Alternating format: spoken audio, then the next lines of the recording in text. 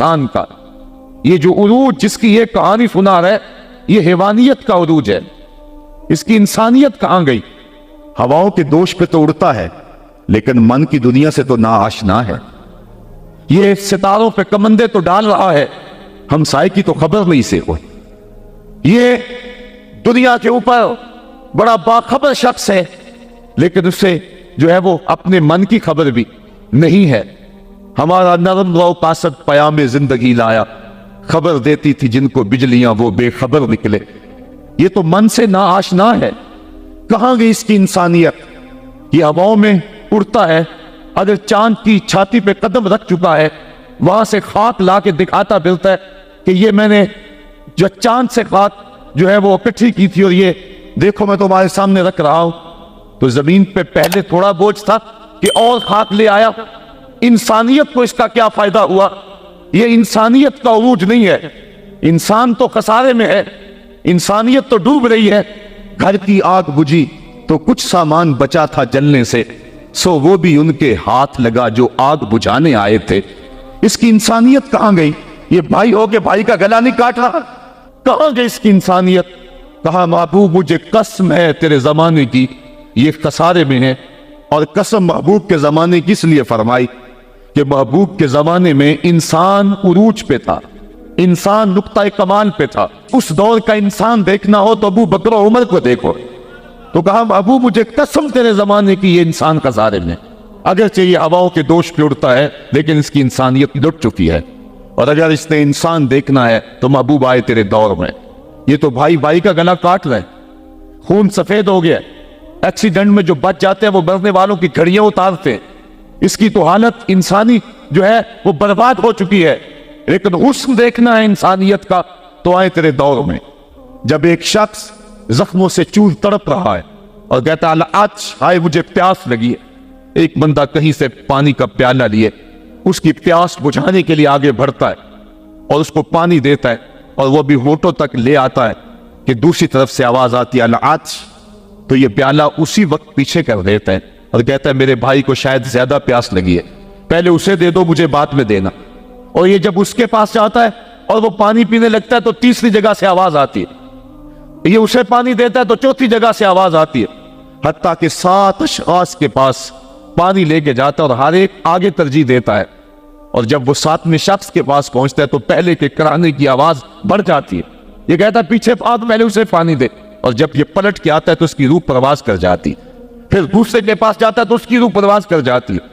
پانی کا ایک پیالہ اور 7 آدمی زندگی اور موت کی کشمکش میں نزع کا عالم اور ایک دوسرے کو ترجیح دے رہے ہیں۔ کہا یہ تھا حسن انسانیت کا۔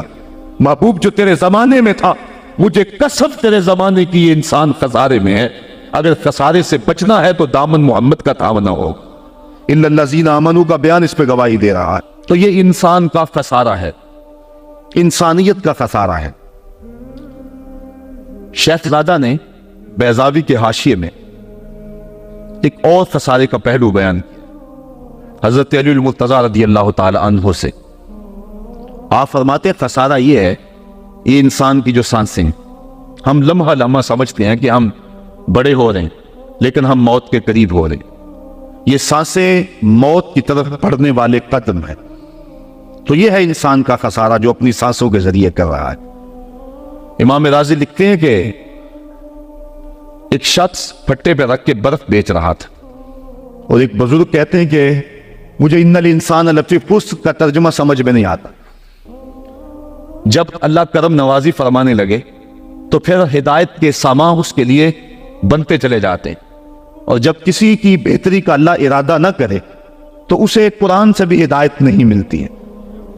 تو وہ کہتے ہیں میں گیا بازار میں، سمرقند کا بازار تھا، وہاں ایک آدمی پھٹے پہ رکھ کے برف بیچ رہا تھا، اور آواز کیا لگا رہا تھا؟ توجہ چاہوں گی۔ کہہ رہا تھا ارحموا من یذوب راس مالہ، اور میرے پہ رحم کرو، مجھ سے برف لے لو۔ اگر تم نے برف خریدنے میں دیر کر دی تو میں کمائی کیا کرنی ہے، جو میں نے پیسے لگائے ہیں وہ بھی میرے لٹ جائیں گے، میرا راس المال بھی برباد ہو جائے گا، کیونکہ برف ایسا سودا ہے کہ اگر گاہک وقت پہ نہ پہنچے تو نقصان ہو جاتا۔ کوئی اور چیز ہے آج نہیں بکی تو کل بیچ لیں گے، کل نہیں تو پرسوں بیچ لیں گے، لیکن برف کا اگر گاہک وقت پہ نہ آیا تو کمائی کیا کرنی ہے، راس المال بھی لٹ جائے۔ تو وہ جانے والوں کو کہہ رہا تھا ارحموا من یذوب راس مالہ، او میرے پہ رحم کرو، مجھ سے برف لے لو، اگر تم نے دیر کر دی تو میرا اثاثہ بھی لٹ جائے گا، میرا راس المال بھی برباد ہو جائے گا۔ تو وہ بزرگ فرماتے جب اس نے یہ بات کہی تو مجھے ان الانسان لفی خسر کا ترجمہ سمجھ میں آ گیا۔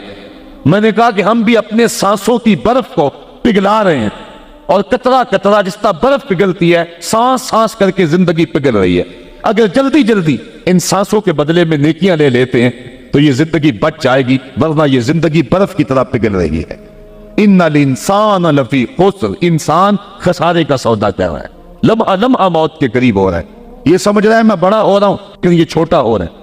جب گنتی الٹی شروع ہو جائے تو کام جلدی زیرو پر آ جاتا ہے، کسی کی 60 سے، کسی کی 70 سے، کسی کی 100 سے گنتی الٹی شروع ہے، اور لمحہ لمحہ ہم موت کی طرف بڑھ رہے ہیں۔ یہ انسانیت کا خسارہ ہے۔ ایک مفسر ہوا تبا تبائی ہے، تو ویسے ڈاماڈول، لیکن بات بڑی پتے کی لکھ گیا۔ وہ کہتا ہے خسارے کا ایک اور پہلو بھی ہے، اور اس میں میں آپ کی تھوڑی سی توجہ بھی چاہوں گا۔ وہ کہتا ہے خسارہ یہ ہے کہ اللہ نے ایک شے کو ایک حسن دیا ہے تو دوسرے حسن سے اسے محروم رکھا ہے، تو وہ شے کہتی ہے کہ میں خسارے میں۔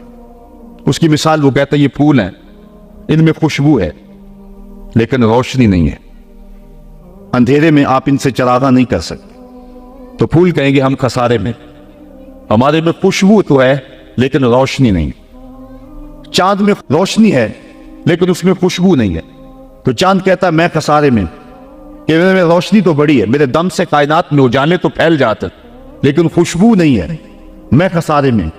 ایک بچہ کہتا ہے میرے میں بچپنے کی معصومیت تو ہے لیکن جوانی کا پاکپن نہیں ہے، لہذا میں خسارے میں۔ ایک جوان کہتا ہے میرے میں جوانی کا حسن تو ہے لیکن بڑھاپے کا تجربہ نہیں، لہذا میں خسارے میں۔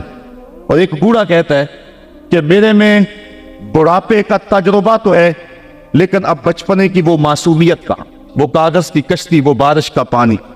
اور اقبال کہتا ہے، آپ کے شعر اقبال میں آیا ہوں، وہ کہتا ہے کہ جنبش زنجیر در سے لطف آتا تھا مجھے، وہ کنڈی بھی ہلتی تھی تو اس سے بھی لطف آ جاتا تھا، آج تو نغمے بھی نہیں نہ بہلاتے، لیکن اس بچپن میں کنڈی کے ہلنے سے بھی لطف آ جاتا تھا تو غم بھول جایا کرتے تھے۔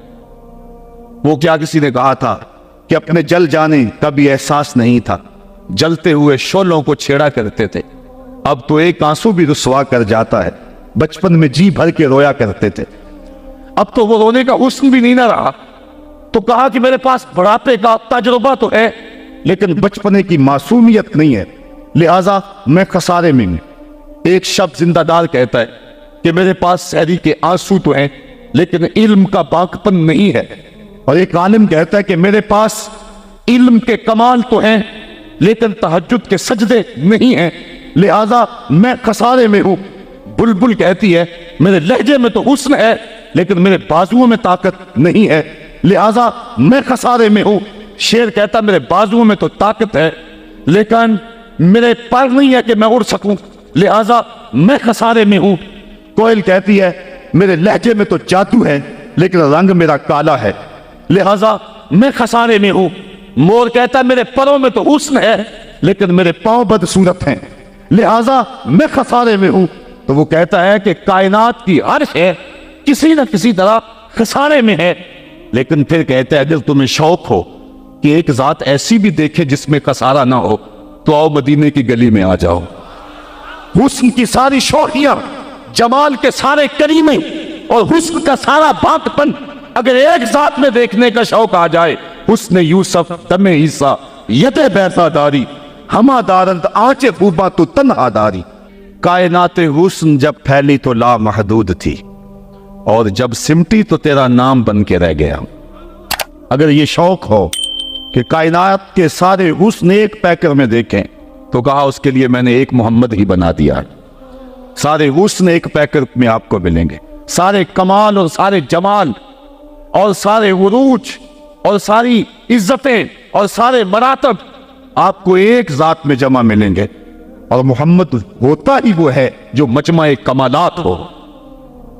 تو کہا کہ یہ ہے ایک خسارے کا پہلو، اور کائنات میں ایک ہی شخص ہے جو خسارے سے بچا ہوا ہے۔ اب جو اس ذات سے وابستہ ہوگا وہ بھی خسارے سے بچ جائے. الا الذین آمنوا، جس کے ہاتھ میں یہ دامن ہو وہ خسارے سے بچ جائے گا، ورنہ خسارے سے کوئی بچ نہیں سکتا. نہ دولت بچا سکتی ہے، نہ اقتدار کی بچھی ہوئی مسندیں خسارے سے بچا سکتی ہے، نہ کوئی اور انسان کو دنیاوی کمال خسارے سے بچا سکتا ہے. اگر خسارے سے بچنا ہے تو ہاتھوں میں دامن مصطفیٰ لینا ہوگا. وہ کبھی آپ نے دیکھا ہوگا، اب تو وہ دور بدل گیا ہے. وہ چکی ہوتی تھی جس میں وہ گندم پیستے ہیں، مختلف چیزیں، تو اس کے دو پتھر ہوتے ہیں، ایک نیچے والا ساکن، اوپر والا متحرک. تو درمیان میں اس کے ایک کلی ہوتی ہے جس کے ارد گرد اس کو گھماتے ہیں. تو وہ جو دانے ہیں وہ درمیان خالی جگہ میں ڈالتے ہیں، اس کو گالا کہتے ہیں، اس میں ڈالتے ہیں اور پھر اس چکی کو گھماتے ہیں. تو جو دانے اس مرکز سے، اس کلی سے ہٹ جاتے ہیں وہ پس جاتے ہیں، اور جو اس کلی سے لگ کے رہتے ہیں وہ بچ جاتے ہیں. کہا محبوب مجھے قسم تیرے زمانے کی، انسان خسارے میں ہے، الا الذین آمنوا، بچے گا وہ جو تیرے دامن سے لپٹ جائے گا. اور یہ میں مفہوم ایمان کا جو آپ کے سامنے دامن مصطفیٰ سے تمسک اختیار کرنا، یہ میری جذباتیت کا کمال نہیں، حقیقت ہی یہ ہے. علامہ سعد الدین تفتازانی علیہ رحمہ شرح قائد میں لکھتے ہیں کہ ایمان ہے کیا؟ آپ فرماتے ہیں الایمان ہی تصدیق بما جاء بہ النبی صلی اللہ علیہ وسلم. حضور کے علاوہ ایمان ہو ہی نہیں سکتا ہے، یہ ممکن ہی نہیں. اور یہ بات بھی ذہن میں بٹھا لیں کہ حضور سے ذہنی تعلق کا نام ایمان نہیں ہے، حضور سے قلبی تعلق کا نام ایمان ہے. اور یہ میرے مسلک کی پہچان ہے. صرف ذہنی تعلق کا نام ایمان نہیں ہے، قلبی تعلق کا نام ایمان ہے. اس کو مزید سہل کروں تو حضور کو نبی جاننے کا نام ایمان نہیں ہے، نبی ماننے کا نام ایمان. ورنہ کتنے لوگ تھے جانتے تھے لیکن ایمان نہ لائے. الذین آتیناہم الکتاب یعرفونہ کما یعرفون ابناءہم، جن کو ہم نے کتاب دی وہ ایسے جانتے تھے جس طرح بیٹوں کو جانا کرتے، لیکن اس کے باوجود ایمان نصیب نہیں ہوا. ایمان جاننے کا نام نہیں ہے، ایمان ماننے کا نام. پھول کو بلبل جانتی نہیں مانتی ہے، اگر مانتی نہ ہوتی تو پھول کے گرد رقص سے بسمل کے تماشے نہ کرتی. شمع کو جانتے سارے ہیں لیکن مانتا صرف پروانہ ہے. تو ایمان جاننے کا نام نہیں ہے، ایمان ماننے کا نام. اور جہاں تک جاننا بمانا ادراک، تو وہ تو آج تک میرے رسول کو کوئی جان ہی نہ سکا. سب سے زیادہ قربت تو حضرت سیدنا صدیق اکبر رضی اللہ تعالیٰ عنہ کو حاصل. ان کو بھی کہہ دیا یا ابا بکر لم یعرفنی حقیقتاً غیر ربی، سفر و حضر میں میرے ساتھ رہے، سن لو میری حقیقت کو میرے رب کے علاوہ کوئی بھی نہیں جانتا. بلکہ ایک مقام پہ فرمایا لی مع اللہ وقت لا یسعنی فیہ نبی مرسل ولا ملک مقرب. میرا اور میرے رب کا معاملہ ایسا ہے کہ درمیان میں نہ کوئی نبی آ سکتا ہے، نہ کوئی رسول اور پیغمبر آ سکتا ہے، اور نہ کوئی فرشتہ مقرب درمیان میں آ سکتا ہے. تو جہاں تک تعلق ہے حضور کو جاننے کا بمانا ادراک، تو آج تک حضور کو اللہ کے علاوہ کوئی جان ہی نہیں سکا ہے. مولوی کا تو دماغ خراب ہو گیا کہ وہ مسجد میں ترازو رکھ کے بیٹھ گیا اور نبی کو تولنے لگا. میں تو کہا کرتا ہوں ڈٹھے ورق قرآن دے پھول سارے، تیری شان جیا نہیں کوئی اور ڈٹھا، تیری شان دا کرے مقابلہ جیڑا انہوں عاشقاں اصلی چور ڈٹھا. کوئی نور آکھے کوئی بشر آکھے، پیندا رات دینے ایہو شور ڈٹھا. اللہ والیاں گل مکا دیتی تساں ہور ڈٹھا ساں ہور ڈٹھا. تم نے پتہ نہیں کس کو دیکھا ہے جو سکی بیٹی کو بھی نہیں بخشوا سکتا. لاہور قصر نور میں ایک شخص، آپ بھی سارے جانتے ہیں، میرا نام لینے کا مزاج نہیں ہے، ٹیلی ویژن پہ بھی وہ چیختا ہے، تو وہ کہنے لگا کہ نبی تو سکی بیٹی کو بھی نہیں بخشوا سکتا. تو میں نے بات میں اٹھ کے کہا، میں نے کہا لوگوں آج تو لوگ اسے ووٹ نہیں دیتے جو تھانے سے نہ چھڑا سکے. سنبھلتا نہیں جن سے اپنا دوپٹہ، سنبھالیں گے کیا وہ کلیجہ کسی کا. جو تھانے سے نہ چھڑا سکے لوگ اسے ووٹ نہیں دیتے، اور جو اپنی بیٹی کو بھی نہ بخشوا سکے پھر کلمہ پڑھنے کا فائدہ کیا. جو افراد خانہ کی بگڑی بھی نہیں بنا سکتا، جو سکی بیٹی کو بھی نہیں بخشوا سکتا. میں نے کہا میاں تم اس کی بات کرتے ہو جو سکی بیٹی کو بخشوا نہیں سکتا، ہم تو اس کے قصیدے پڑھتے ہیں جس نے کہا فاطمہ تو جنتی عورتوں کی سردار ہے. تم اس کی بات کرتے ہو جس کے چاہنے سے کچھ نہیں ہوتا، ہم تو اس کی بات کرتے ہیں جس کی انگلی اٹھے اور چاند کے ٹکڑے ہو جائیں. ਉਹ ਸੜੀਆਂ ਖਜੂਰਾਂ ਉਗਾ ਜਾਣਦਾ ਏ, ਉਹ ਪੱਥਰਾਂ ਨੂੰ ਕਲਮੇ ਪੜ੍ਹਾ ਜਾਣਦਾ ਏ। कतरे को समंदर जर्रे को सितारा करते हैं, कौनैन को खम आ जाता है जब जुल्फ संवारा करते। हम तो उस नबी को मानने और जानने वाले हैं। मी वरिया कस्तूरियां दा जदों याद नचोड़ियां जुल्फां, मी वरिया कस्तूरियां दा जदों याद नचोड़ियां जुल्फां, ते किबला ओदे बनिया सायम जिदे याद ने मोड़ियां जुल्फां। वो तो रुख फेर दे तो खुदा किबले नहीं बदल देता। लोग कहते हैं चाहने से कुछ नहीं होता, मैं कहता हूं सारी दुनिया ही मुस्तफा की चाहत पे है। कबीला बनु सुलैम की मस्जिद है, 4 वक्त की नमाज है, 2 रकत पढ़ी जा चुकी है, 2 रकत अभी बाकी है। खातिर आतर में बात आई, कहीं किबला बदल जाए तो क्या खूब हो। तो फौरन जिब्रील आ गए, कहा महबूब फिर देर काहे की है, अभी रुख फेर लो। अब जिन लोगों ने मस्जिद किबला तैन देखी है कि पहला किबला बिल्कुल शमाल में और मौजूदा किबला बिल्कुल जनूब, और सहाबा तो ज़हनी तौर पे इसके लिए तैयार ही नहीं है, तो बता दिया जाता कि अगली नमाज हम इधर पढ़ेंगे। ये नमाज का वक्त बदलना हो ना तो 1 दिन पहले बताना पड़ता है, कल से नमाज ज़ोहर 2:15 बजे पढ़ाई। अगर उसी दिन ऐसा कर लें तो लोग कहेंगे कि ये इमाम तो सलीका ही नहीं रखता है, हम तो आए 2 बजे के हिसाब से और 2:15 तक बैठे रहे। तो नमाज का वक्त बदलना हो तो 1 दिन पहले बताना होता है, और यहां तो किबला बदलना था, एक नमाज ही पहले बता दिया जाता।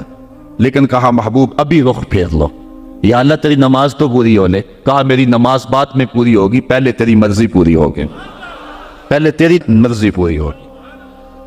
नी वरिया कस्तूरियां दा यदो यार नचोड़ियां जुल्फा, किबला ओदे बनिया सायम जिदे यार ने मोड़ियां जुल्फा। वो तो रुख बदल दे खुदा किबले बदल देता है। हम उस नबी की बात करते, तो बात कर रहा था कि ईमान जानने का नाम नहीं है, ईमान मानने का नाम है। यह तस्दीक बिमा जाअ बिन नबी सल्लल्लाहु अलैहि वसल्लम। ईमान के बाद अब ये बात भी ज़हन नशीन करें कि इस दुनिया पे सबसे बड़ी दौलत मुझे और आपको जो अता की गई है वो दौलत ईमान है, सबसे बड़ी दौलत। अगर ईमान नहीं, सब कुछ मिल गया, कुछ भी नहीं है। और अगर कोई चीज पास नहीं है लेकिन ईमान की दौलत मौजूद है तो ये सबसे बड़ा हुस्न और सबसे बड़ी बहार। इकबाल कहता है कि इकबाल ये किसके इश्क का फैज़ आम है, रूमी फना हुआ हबशी को दवाम है। ये वो दौलत थी जिसके दम से उजाले हुए दुनिया पर सबसे बड़ी दौलत जो हजरत इंसान को दी गई है वो दौलत ईमान है। और क़यामत के दिन सबसे बड़ी दौलत जो हजरत इंसान को दी जाएगी वो दीदार इलाही होगा। तो ये सबसे बड़ी दौलत, और ये महज अल्लाह की करम नवाजी से नसीब होगी। इंसान की जिंदगी के अच्छे आमाल बाज़ औक़ात ईमान के नसीब होने का सबब बन जाते हैं। ये कभी कभी ऐसा होता है लेकिन होती महज तौफीक खुदाबंदी है।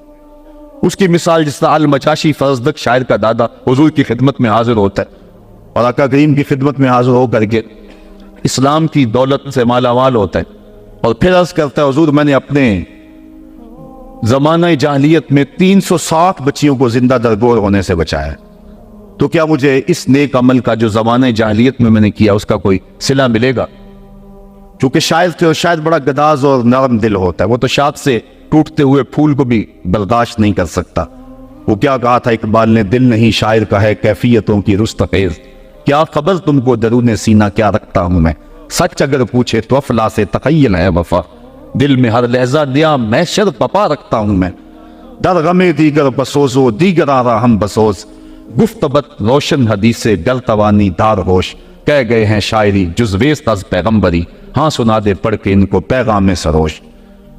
अमीर मिनाई ने गालबन कहा था कि खंजर चले हम पे, खंजर चले किसी पे हम, और तड़पे जो हम अमीर तो दर्द सारे जहां के हमारे जिगर में। और इकबाल ने आंख से तशबीह दी शायर को एक जगह, मुब्तलाए दर्द हो कोई उज़म रोती है आंख, किस कदर हम दर्द सारे जिस्म की होती है आंख। तो जब कोई जालिम बाप अपनी बेटी को जिंदा दरगोर करने लगता तो ये कहता कि मैं तड़प गापन उठनी दे करके उस बच्ची की जान छुड़ा लेता। इस तरह मैंने 360 बच्चियों की जान छुड़ाई। क्या ज़माना कुफ्र में किए गए मेरे इस नेक अमल की मुझे कोई जज़ा मिलेगी? तो हुजूर ने मुस्करा के फरमाया कि तुझे इसकी जज़ा मिल तो गई है कि अल्लाह ने तुझे ईमान अता फरमा दिया। तो कभी ऐसा होता है, लेकिन अगर ईमान नहीं है तो आमाल की जज़ा नहीं है।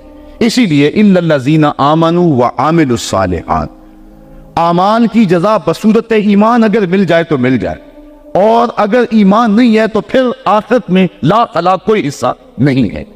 الا الذین آمنوا وعملوا الصالحات، انسان خسارے میں ہے۔ خسارے سے بچے گا وہ جس کے دامن میں چار چیزیں ہیں، ایک ایمان، اور دوسرا اعمال صالحہ۔ ایمان کی زینت ہے، ہمارے احناف کے نزدیک اعمال لفظ ایمان میں داخل تو نہیں ہے کیونکہ وہ مجرد تصدیق قلبی کا نام ہے، لیکن ایمان کا حسن جو ہے وہ اعمال ہیں۔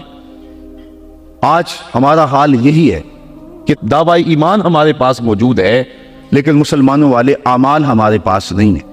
تیرے صوفے ہیں فرنگی، تیرے کالی ہیں ایرانی، خوں کے آنسو رلاتی ہے جوانوں کی تن آسانی، ہر کوئی مست مئے ذوق تن آسانی ہے، تم مسلمان ہو یہ انداز مسلمانی ہے، حیدری فقر ہے نئے دولت عثمانی ہے، تم کو اسلاف سے کیا نسبت روحانی ہے، وہ معزز تھے زمانے میں مسلمان ہو کر اور تم خار ہوئے ہو تارک قرآن ہو کر۔ آج ہم صرف دعوے کی حد تک ہیں۔ شکوے میں اقبال جب چیخ کے کہتا ہے کہ تیرے کعبے کو جبینوں سے بسایا ہم نے، نو انسانی کو غلامی سے چھڑایا ہم نے، صفائے دار سے باطل کو مٹایا ہم نے، تیرے قرآن کو سینوں سے لگایا ہم نے، پھر بھی گلا ہے ہم سے کہ وفادار نہیں، ہم وفادار نہیں تو بھی تو دلدار نہیں۔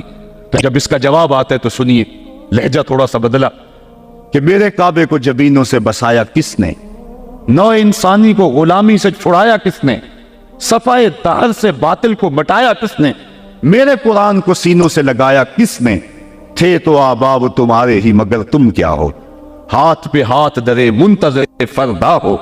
ذرا کبھی اپنے اندر جھانک کر کے دیکھا کہ ہم ہیں کہاں اور کس جگہ پہ کھڑے ہوئے ہیں۔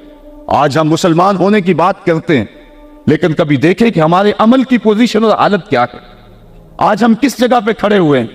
لالو لکشمن پرساد نے ایک کتاب لکھی عرب کا چاند، اور یہ ایک ہندو رائٹر ہے، اور اس میں اس نے حضور کی سیرت اتنے خوبصورت اور دل فریب پیرائے میں بیان کی کہ گویا سطروں کے اندر چراغ ہی رکھ دیے ہیں۔ تو کسی نے سوامی لکشمن پرساد سے پوچھا کہ تو نے مسلمانوں کے نبی پر اتنی خوبصورت سیرت کی کتاب لکھی ہے، تو حضور کا غلام کیوں نہیں بن جاتا؟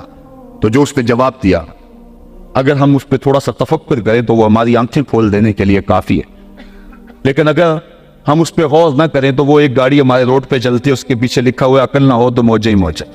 بات یہ ہے، بات سوچنے والوں کے لیے ہوتی ہے۔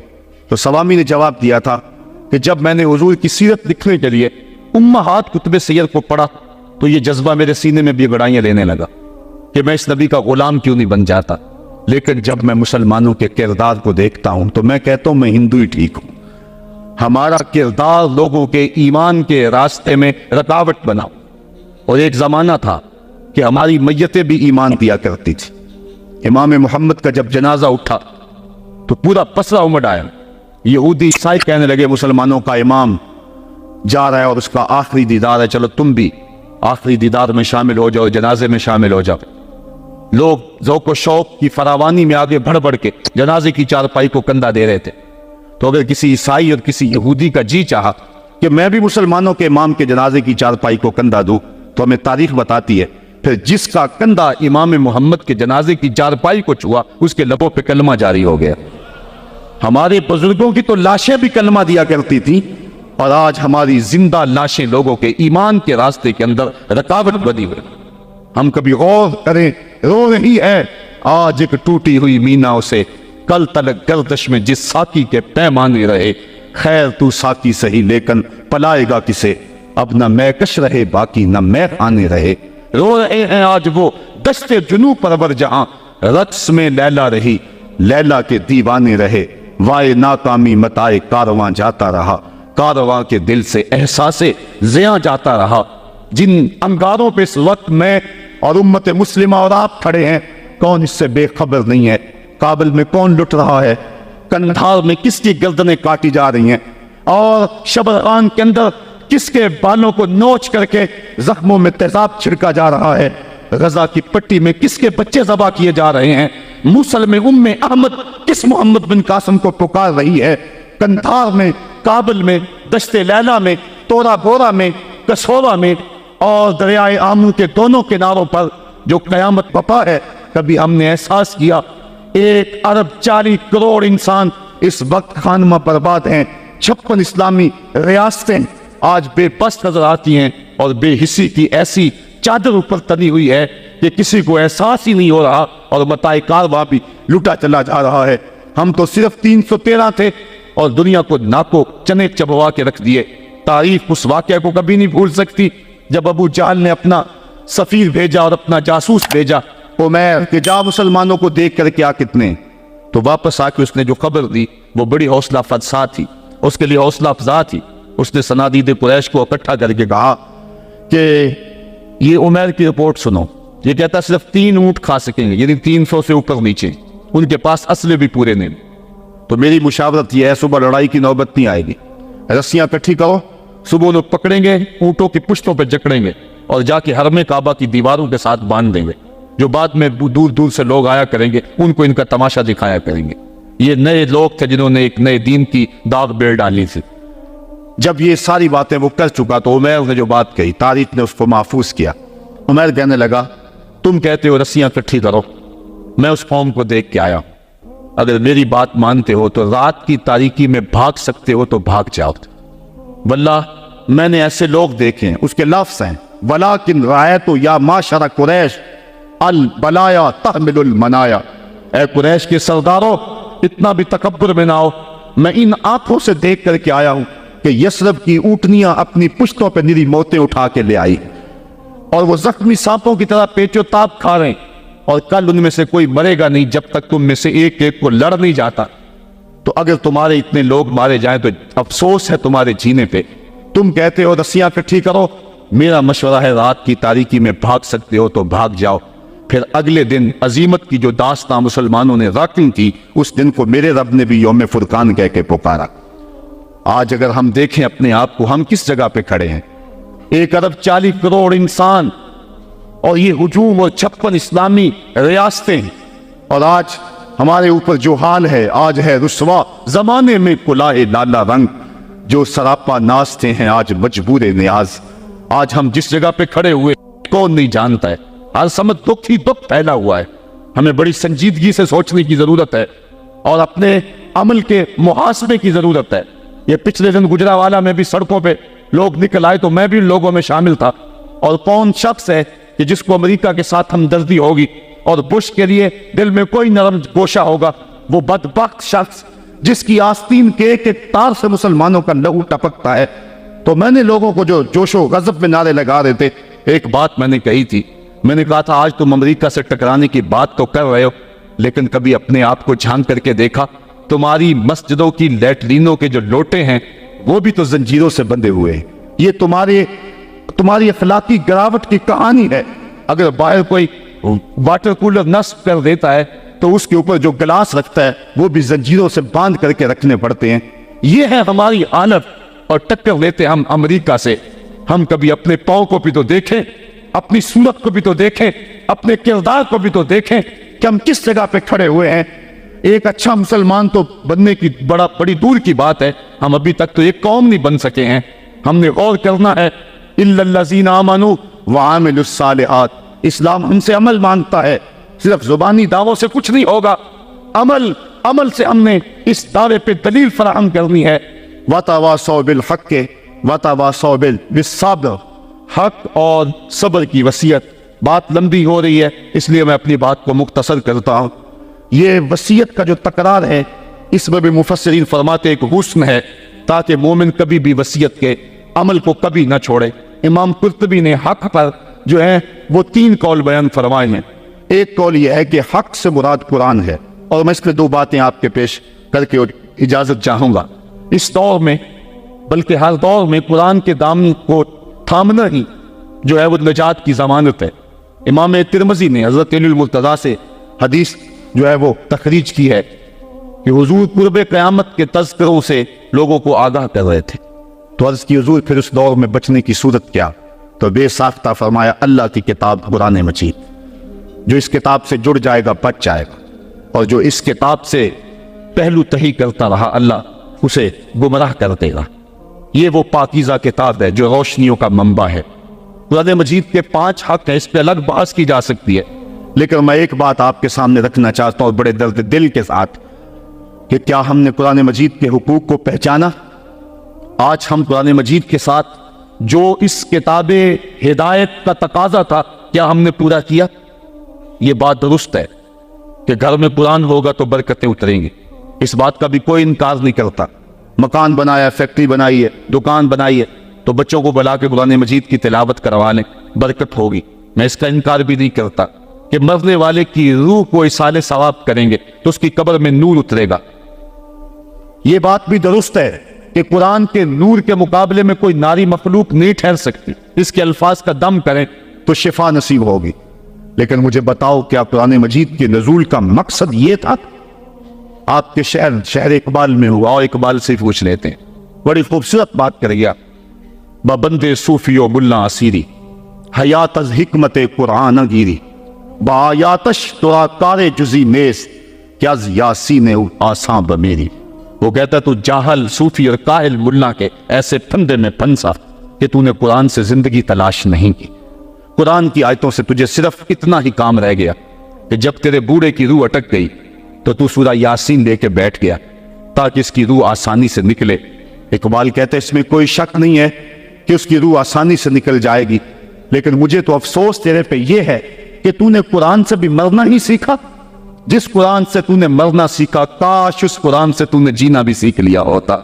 اس کا ایک ایک حرف زندگی بخش ہے، اس کا ایک ایک لفظ نور بانٹتا ہے، حیات آفری ہے اس کی آیتیں، اور یہ کتاب برکت ہی نہیں، کتاب ہدایت بھی ہے، یہ کتاب رحمت لوگوں کو زندگیاں دیتی ہے، حیات بخش ہے یہ کتاب، اس سے وابستگی اختیار کرنے والا زندگی کا حسن پا جاتا ہے۔ لیکن تو نے اس قرآن سے بھی مرنا ہی سیکھا، اور تو نے اس کو بس اسی مقصد کے لیے قرآن کو پڑھا۔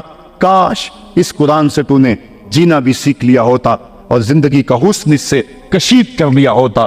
وَتَوَاصَوْا بِالْحَقِّ، حق سے مراد جو ہے وہ قرآن ہے، وَتَوَاصَوْا بِالصَّبْرِ، اور صبر سے مراد ایک تو دکھوں پہ صبر ہے، شدائد پہ صبر ہے۔ اور امام قرطبی اور امام رازی اور دیگر ائمہ تفسیر لکھتے ہیں اس سے مراد عبادت پر تسلسل یہ بھی مراد ہے، صبر سے مراد استقامت علی الدین بھی مراد ہے، اور صبر سے مراد جو ہے وہ مشکل حالات میں دین کے دامن کو تھامے رکھنا یہ بھی مراد ہے۔ آج میری اور آپ کی حالت یہ ہے کہ آج ایک فیشن کے طور پہ یہ بات کہی جاتی ہے جی دین پہ چلنا بڑا مشکل ہے۔ میں پوچھتا ہوں، دین پہ آج چلنا مشکل ہے یا جب بلال حبشی چلے تھے تو اس وقت چلنا مشکل تھا؟ آج تو ہم مسجد میں آئے تو قالین بچھے ہوئے تھے، گرم پانی دستیاب تھا، ہیٹر چل رہے تھے، اور ہم کہتے دین پہ چلنا بڑا مشکل ہے۔ ذرا ان سے پوچھو جن کی چمڑی بھی اتھیڑ کے رکھ دی گئی، جن کے جسموں کو لوہے کی ٹنگیوں سے چھید دیا گیا، لیکن انہوں نے نہیں کہا تھا کہ دین پہ چلنا مشکل ہے۔ حضرت بلال حبشی کو جو ہے وہ سنگریزوں پہ کھینچا جاتا ہے اور وہ کنکر ان کے جسم میں کھپ جاتے ہیں اور کھینچ کر کے پھر نکالا جاتا ہے، کبھی تپتے ہوئے کوئنوں پہ ان کو رکھا جاتا ہے، اور امیہ بن خلف چنگارتا ہے بلال رک جاؤ چمڑا ادھیڑ دیں گے، لیکن بلال مسکرا کے کہتا ہے تو تر شروع ہو کے گالی ہزار دے، یہ وہ نشہ ہی نہیں جسے ترشی اتار دے۔ اور بدنامی سے بڑھتا ہے محبت کا جنون، نشہ اتنا ہی تیز ہوتا ہے جتنی ہوا لگتی ہے، تو جو کرنا ہے کر۔ بلکہ بلال حبشی کو تپتی ہوئی ریت پہ لٹایا اور سینے پہ رکھا پتھر، اور بلال مسکرا رہے، اور کوئی شخص پاس سے گزرا، کہا بلال مسکرا رہے ہو اور یہ تمہارے اوپر اتنا ظلم اور جبر کر رہے ہیں؟ تو بلال حبشی نے جو جواب دیا، کہا تم بازار میں جاتے ہو نا مٹی کا برتن خریدنے، تو اس کو بھی ٹھونک بجا کے دیکھتے ہو کہ اس کی آواز تو ٹھیک ہے، کہیں کچا تو نہیں ہے۔ کہا تم تو برتن بھی خریدتے ہو تو ٹھونک بجا کے دیکھتے ہو، میرا رب بلال کی خریداری کر رہا ہے، وہ ٹھونک بجا کے دیکھ رہا ہے کہ کہیں بلال کچا تو نہیں ہے۔ میں کہتا ہوں مالک خرید لے بلال کو، خرید لے بلال کو، یہ کچا نہیں ہے، تیری راہ میں جان بھی مارنی پڑی تو قربان کر دے گا۔ آج شور ہم نے ڈالا ہوا ہے، بڑا مشکل ہے دین کے اوپر چلنا۔ ذرا اس کی کہانی بھی پڑھو، ذرا اس کی زندگی بھی دیکھو کہ جس کی دونوں ٹانگوں کو دونوں اونٹوں کے ساتھ باندھ دیا گیا، اور کہا پھر جا اپنے نظریے سے، ورنہ ابھی جب اونٹوں کو ہانکیں گے تیرا جسم چر جائے گا اور دو حصوں میں تقسیم ہو جائے گا۔ اس نے کہا کر لو جو کرنا ہے، اور جب اونٹوں کو ہانکا لگایا گیا، ہمیں تاریخ بتاتی ہے کہ جب اس کا جسم چرنے لگا اور سرخ سرخ قطرے گرنے لگے تو ہماری عقل تو یہی کہتی ہے کہ اس نے چیخوں سے آسمان کو سر پہ اٹھا لیا ہوگا، لیکن ہمیں تاریخ نے بتایا جب تک زبان بولتی رہی اس کے لبوں پہ یہی تھا، فزت برب الکعبہ، فزت برب الکعبہ، کعبے کے رب کی قسم میں زندگی کی بازی جیت گیا ہوں میں۔ آج شور ہم کر رہے ہیں، یار ہم سے تو وہ عورت اچھی، ابھی دور کی بات نہیں ہے، اقبال نے نظم کیا وہ ایران کی تارا نامی عورت جس کو ایک کنویں کے کنارے کھڑا کیا، اس کے سامنے اژدہا ڈالے اس کنویں کے اندر اور بچھو ڈالے اس کنویں کے اندر، کہا پھر جا اپنے نظریے سے ورنہ اس میں پھینک دیں گے تجھے۔ اس نے کہا مجھے ایک رات کی مہلت دے دو، رات جا دی، رات گزر گئی، پھر وہاں لے جایا گیا، کنویں کے کنارے کھڑا کیا گیا، وہ کنواں جس میں اس کے سامنے بڑے بڑے سانپ اور اژدہا ڈالے تھے، کہا پھر جا اپنے نظریے سے ورنہ تجھے دھکا دے دیں گے اور یہ سانپ تیری بوٹیاں نوچ لیں گے۔ اس نے کہا پھینک دو۔ کہا تو نے رات سوچا نہیں ہے؟ کہا میں نے سوچنے کے لیے رات تو نہیں مانگی تھی، میں نے رب کی عبادت کے لیے مانگی تھی، میں نے تو استقامت طلب کرنے کے لیے مانگی تھی، رب سے یارز کرنے کے لیے رات مانگی تھی، مالک عورت ذات ہوں، اور میرے سامنے اتنے سانپ اور اتنے پچھو پھینکے گئے، اور جب میں ڈالی گئی نا اس کنویں میں تو وہ میری بوٹیاں توڑیں گے، مجھے ڈنگ ماریں گے، کہیں ایسا نہ ہو کہ میری چیخوں کی آواز غیر محرم سنیں اور پھر وہ تمسخر اڑائیں اس پہ، اور محمد عربی کی امت کی ایک باندی پر وہ تمسخر اڑائیں اور کہے اڑائیں۔ میرے مالک مجھے صبر دے دے، مجھے حوصلہ دے دے، اور میں نے رب سے یہ حوصلہ مانگ لیا ہے، اب پھینک دو، تم میری چیخ نہیں سنو گے۔ ہم میں سے تو وہ عورت اچھی تھی، اور آج ہم جو ہے وہ کہتے ہیں بڑا چلنا مشکل ہے دین پہ، ان کی چمڑیاں بھی اتھیڑ دی گئی۔ حضرت خباب بن عرط کے ساتھ کیا نہ ہوا، حضرت سمیہ کے ساتھ کیا نہ ہوا، حضرت زنیرہ کے ساتھ کیا نہ ہوا، پڑھے تاریخ، عظیمتوں پہ مشتمل تمہاری تاریخ ہے، اور آج ہم کس جگہ پہ کھڑے ہیں، اور آج ہم دین کے لیے تھوڑی سی تکلیف بھی برداشت نہیں کرتے، بلکہ ہماری بے غیرتی کا حال تو یہ ہے کہ بیرون ملک جانے کے لیے لوگ اپنے آپ کو مرزائی نہیں لکھ رہے۔ مرزائی ختم نبوت کا باغی ہے، مرزائی گستاخ رسول ہے، ایک منٹ کے سینکڑویں سیکنڈ کے مطابق بھی جو ہے وہ اپنے آپ کو گستاخ رسول کو کہلوانا کیسے مومن گوارا کر سکتا ہے؟ آج کتنے لوگ ہیں جو مرزائی لکھ کے بیرون ملک چند ٹکوں کے لیے جو ہے وہ اپنا دین بیچ رہے ہیں۔ کہاں وہ لوگ اور کہاں یہ زمانہ؟ وتواصوا بالصبر، دکھ آئے گھر میں چولہا نہ جلے کوئی بات نہیں ہے، ہمارے نبی کی یہ سنت بھی ہے، ایک مہینہ گھر میں کبھی چولہا حضور کے نہیں جلا کرتا تھا۔ امام منذری نے لکھا ہے کہ حضور جب آئے نا حضرت سیدنا سلمان فارسی کے گھر کے اندر، انہوں نے ایک دن حضور کو گزرتے ہوئے دیکھا، دعوت کی، تو جب حضور کے سامنے کھانا رکھا گیا تو آنکھیں اس کے باہر ہو گئی، اور پھر ایک روٹی لی اور چند بوٹیاں ایک خادم کے ہاتھ میں دیتے ہوئے کہا جاؤ ہمارے گھر دے آؤ، میری بیٹی فاطمہ کتنے دنوں سے بھوکی بیٹھی ہے، مال کے کونین ہیں وہ پاس کچھ رکھتے نہیں، دو جہاں کی نعمتیں ہیں ان کے خالی ہاتھ میں۔ صاحبو میرا لہجہ تھوڑا سا آج بے ترتیب ہو گیا ہے، لیکن آج میں اور آپ دیکھیں کہ ہم کس جگہ پہ کھڑے ہیں۔ وتواصوا بالصبر، حق اور صبر کی وصیت، اس کو کبھی بھی نہ چھوڑیں۔ حضرت عمر فاروق رضی اللہ تعالیٰ عنہ کی جب سانس ٹوٹ رہی تھی، ایک انصاری آپ کا حال پوچھنے آیا، اور اس کی شلوار ٹخنوں سے نیچے لٹک رہی تھی۔ اس نے کہا حضرت آپ کا کیا حال ہے؟ کہا اللہ کا شکر ہے میرا حال تو ٹھیک ہے، جوان تیرا حال ٹھیک نہیں ہے۔ اس نے کہا حضرت کیا ہوا؟ کہا یہ شلوار اوپر کر لے، یہ تہبند اوپر کر لے، ایک تو تیرے کپڑے ناپاک ہونے سے بچ جائیں گے، دوسرا تیرا رب بھی راضی ہو جائے گا۔ اور اس کے بعد آپ کی سانس ٹوٹ گئی اور تائیے چل کو لبیک کہہ گئے۔ تو وصیت کے عمل کو آج ہم نے چھوڑ دیا ہوا ہے، اور آج ہماری جو حالت ہے اور جس جگہ پہ ہم کھڑے ہیں اسی کشتی کو ہے خوف تلاتم صد ہے منہ موڑ دیے تھے جس نے بڑھتے ہوئے طوفانوں کے۔ ہم ٹوٹتے تھے تو زمانہ ہمیں راستہ دیتا تھا، دنیا ہماری باج گزار تھی اور ہم کائنات کے حکمراں تھے، لیکن آج وہ لمحے، وہ اندلس کی کہانیاں اور وہ سسلی اور سکلیا کے اندر جو کچھ ہماری جو ہے وہ عظیمتوں کی کہانیاں تھی، آج کہاں ہیں؟